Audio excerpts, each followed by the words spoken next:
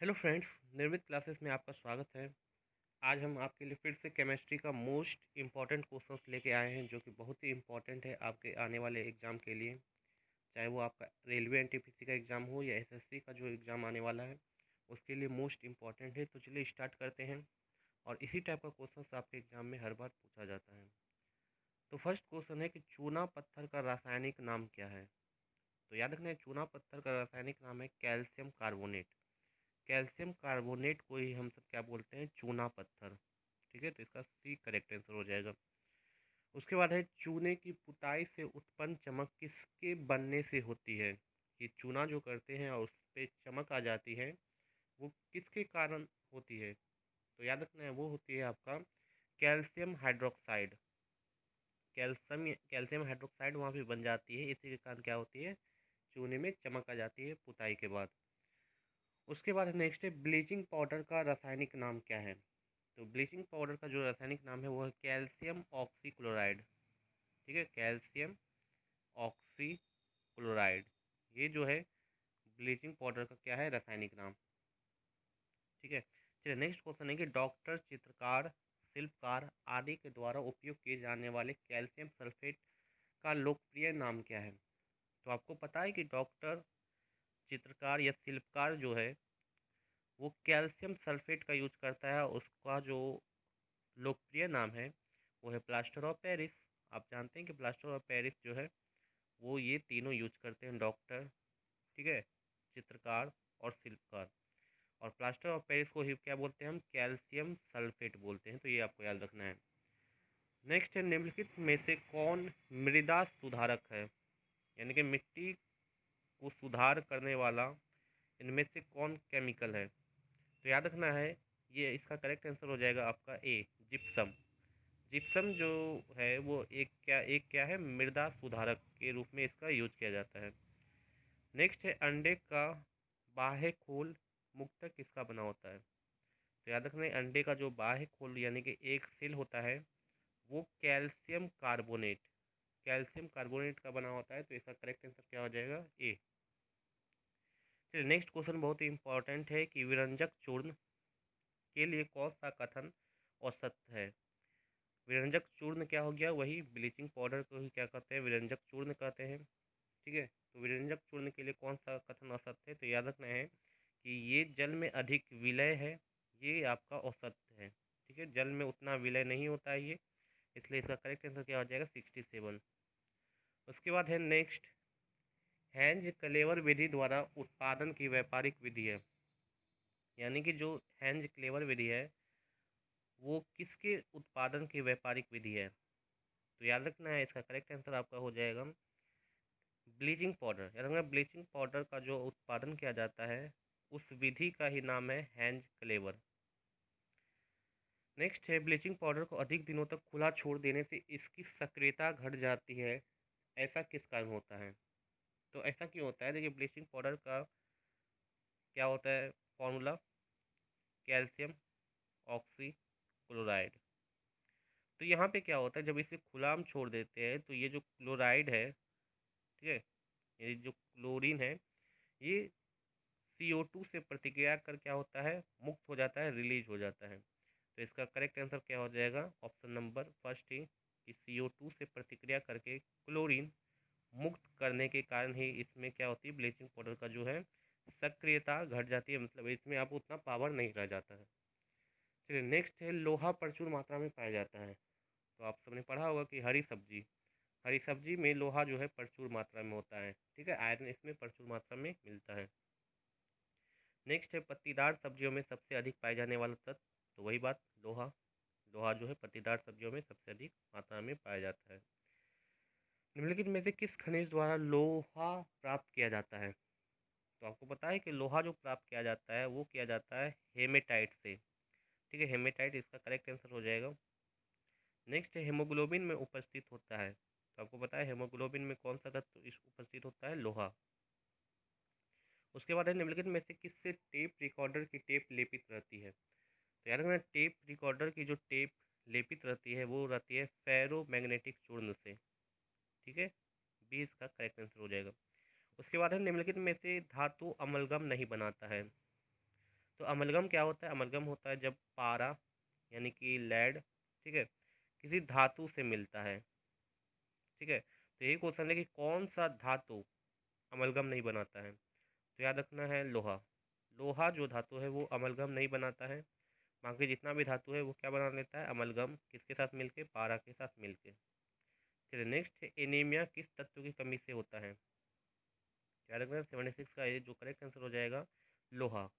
लोहा से अगर कमी है, लोहे की कमी, तो इससे कौन सा रोग होगा? एनीमिया, ठीक है। उसके बाद है निम्नांकित में किस धातु के अधिक मात्रा की उपस्थिति के कारण मनुष्य को सीडोरोसिस नामक बीमारी हो जाती है? तो याद रखना सीडोरोसिस बीमारी जो होती है वो लोहा के अधिकता के कारण, कि मनुष्य में अगर लोहा का अधिक हो गया है, ठीक है, तो उससे एक बीमारी होती है जिसका नाम है सीडोरोसिस। उसके बाद है लोहे पर जंग लगने से लोहे का भार क्या होता है? तो याद रखना है कि अगर लोहे पर जंग लग जाएगा, ठीक है, तो उससे क्या होगा? भार बढ़ जाएगा, यानी कि अधिक हो जाएगा, ठीक है। तो ये आपको याद रखना है। नेक्स्ट है कि लोहे में जंग लगने में बना पदार्थ है। तो याद रखना है कि लोहे पे जो जंग लगता है ना, एक्चुअल में उस पर जो पदार्थ ये बन जाता है, उस पदार्थ का जो नाम है वो है फेरिक फेरस ऑक्साइड, ठीक है। 79 का करेक्ट आंसर क्या हो जाएगा? D, ferric and ferrous oxide उस पदार्थ का नाम है। अब आता है कि लोहे में जंग लगने की क्रिया किसकी सहायता से होती है? तो याद रखना है कि लोहे पे जो जंग लगती है वो दो चीज़ों के कारण लगती है। एक, अगर लोहे के संपर्क में जल है यानी कि वाटर है। दूसरा, अगर लोहे के संपर्क में ऑक्सीजन है, ठीक है। अगर वाटर यानी कि H2O और ऑक्सीजन दोनों संपर्क में है तो समझ लीजिए लोहे पे क्या लग जाएगा? जंग लग जाएगा। तो इसका करेक्ट आंसर क्या हो जाएगा? ऑप्शन नंबर बी, जल और ऑक्सीजन, ठीक है। चलिए नेक्स्ट क्वेश्चन की तरफ मूव करते हैं। नेक्स्ट क्वेश्चन लेते हैं, जंग का रासायनिक संगठन क्या है? तो देखिए जंग का जो सूत्र होता है, केमिकल फार्मूला, वो होता है Fe2O3.XH2O, ठीक है। ये आपका करेक्ट आंसर हो जाएगा। चलिए नेक्स्ट है, जंग लगने पर लोहे का भार, फिर से वही जंग लगने पर लोहे का भार क्या होता है? बढ़ जाता है।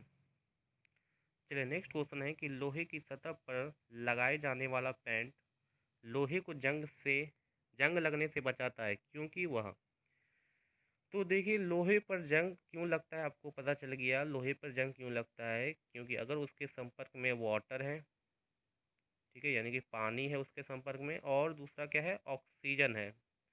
अगर ये दोनों संपर्क में है तो क्या होगा? जंग लग जाएगा लोहे पे। तो अगर हम इस दोनों को बचा लेते हैं, ठीक है, तो क्या होगा? लोहे पर जंग नहीं लगेगा। तो जो आपका लोहे पर जो पेंट किया जाता है वो यही काम करता है, वाटर और ऑक्सीजन को आने से रोकता है। तो इसका अगर आप आंसर देखें तो आपको कौन सा मिल जाएगा? आपको ऑप्शन नंबर डी मिल जाएगा, ऑक्सीजन। और नमी को लोहे के संपर्क में आने से रोकता है, जो लोहे पर हम पेंट करते हैं वो, ठीक है। इसलिए पेंट करना ज़रूरी होता है। अगर लोहे पर आप पेंट कर देते हैं तो उस पर फिर जंग नहीं लगेगी। चलिए उसके बाद है, नमकीन पानी लोहे के पाइप को जंग लगाकर चटका देता है, इस प्रक्रिया को कहते हैं। तो याद रखना इस प्रक्रिया को क्या कहते हैं? कि जो नमकीन पानी होता है ना, वो लोहे पर जंग लग के क्या करता है? उसको चटका यानी कि तोड़ देता है बीच से। तो इसको हम कहते हैं, इस प्रक्रिया को संचालन। करेक्ट आंसर क्या हो जाएगा? ए। चलिए नेक्स्ट क्वेश्चन की तरफ चलते हैं। नेक्स्ट क्वेश्चन देखते हैं जो कि बहुत ही इंपॉर्टेंट क्वेश्चन है और इसी टाइप का क्वेश्चन आपके एग्जाम में हर बार पूछा जाता है। आप क्वेश्चन पेपर उल्टा के देख लीजिए, रेलवे एनटीपीसी का बहुत सारा क्वेश्चन आपको इनमें से देखने को मिल जाएगा और आने वाले एग्जाम में यही क्वेश्चन आपसे पूछा जाएगा। तो जितना भी वीडियो आता है आप जरूर से जरूर यहाँ पे देखिए, सारा इंपॉर्टेंट वीडियो आपके लिए लाया जाता है। लोहे का शुद्धतम रूप क्या है? तो याद रखना है लोहे का जो शुद्धतम रूप है वो है पीटवा लोहा। ये लोहे का एक प्रकार है, ठीक है। पीटवा लोहा जो है वो लोहे का सबसे शुद्धतम रूप है। उसके बाद है, लोहे को इस्पात में बदलने के लिए कौन सी धातु मिलाई जाती है? तो याद रखना है कि लोहे को इस्पात में बदलने के लिए, ठीक है, देखिए क्या होता है कि लोहा से जो है इस्पात बनाया जाता है। तो लोहे से इस्पात में बदलने के लिए इसमें कौन सी धातु मिलाई जाती है? तो याद रखना है इसमें मिलाया जाता है आपका निकेल, ठीक है, निकेल धातु मिलाई जाती है लोहे में, तब वो इस्पात बनती है। और एक धातु मिलाया जाता है, उसको अभी हम देखेंगे, जिसका नाम है क्रोमियम।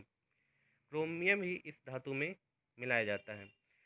तो क्या लिखा है, देखिए, निम्नलिखित में से कौन सा तत्व लोहे के साथ मिश्रित होने पर इस्पात बनाता है, ठीक है, और उस तत्व का क्या काम होता है, जो उच्च ताप का प्रतिरोध कर सकता है और जिसमें उच्च कठोरता तथा अपघर्षण प्रतिरोधकता होती है।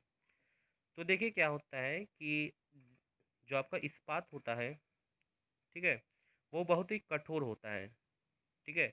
और इस्पात आपको पता है किससे बनता है, लोहा से। और उसमें क्या मिलाते हैं, और उसमें निकेल मिलाते हैं और एक धातु मिलाते हैं जिसका नाम है क्रोमियम। और इस क्रोमियम के कारण ही जो है आपका इस्पात क्या बनता है, कठोर बनता है। तो ये क्वेश्चन आपके एग्जाम में बहुत बार पूछा जाता है कि इस्पात बनाने में कौन सी धातु मिलाई जाती है जिससे जो है इस्पात कठोर बने, तो क्रोमियम। तो यहाँ से आप नाम से ही पता कर सकते हैं, यहाँ कठोर जब रहे तो कॉस से ही कोई धातु होगा, क्रोमियम, ठीक है, यही मिलाया जाता है। चलिए नेक्स्ट क्वेश्चन की तरफ मूव करते हैं। नेक्स्ट क्वेश्चन है, स्टील को कठोरता प्रदान करने के लिए मिलाया जाता है। फिर से वही देखिए, क्वेश्चन इस टाइप का पूछा जाता है, इसलिए मैंने पहले बताया, अभी तो आ भी गया। स्टील को कठोरता प्रदान के लिए क्रोमियम की मात्रा, ठीक है, मिलाई जाती है। चलिए नेक्स्ट आगे देखेंगे, आगे कौन सा क्वेश्चन है, 89 की निम्नलिखित में से कौन सा पदार्थ सर्वाधिक प्रत्यास्थ है, ठीक है। इलास्टिसिटी पूछ रहा है कि सबसे ज़्यादा प्रत्यास्थ यानी कि इलास्टिसिटी कौन है। तो आप सब पढ़े होंगे कि इस्पात, इस्पात जो होता है वो सबसे ज़्यादा प्रत्यास्थ होता है। इसका करेक्ट आंसर क्या हो जाएगा, बी। और एक लास्ट क्वेश्चन है जो कि बहुत ही इम्पोर्टेंट है कि गैल्वेनीकृत लोहे पर किसका लेप होता है।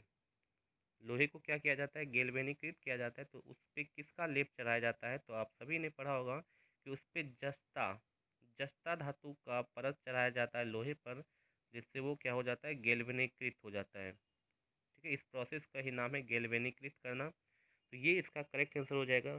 तो ये था आपका मोस्ट इंपॉर्टेंट क्वेश्चन, ठीक है। इसी टाइप का क्वेश्चन हम लाते रहेंगे। तो आज का वीडियो आप कैसा लगा, कमेंट बॉक्स में ज़रूर बताएं। Thank you.